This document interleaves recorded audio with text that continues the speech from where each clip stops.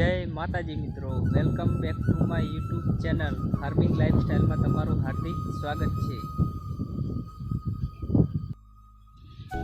આ છે મિત્રો અમારે ભીખા કાકાના એરંડા, તમે જોઈ શકો છો।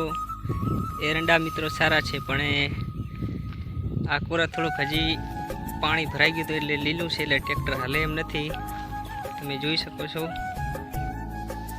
મિત્રો આપણે હવે સાર લઈ લીધી છે અને હવે જવાનું છે ઘરે, એટલે એક પોટકો નાખ્યા છે ને એક પડ્યો છે અને બે હજી આ પૂરા બાંધ્યા વગર પડ્યા છે, એ આપણે હવે પોટકા લઈને આવી જઈએ ઘરે।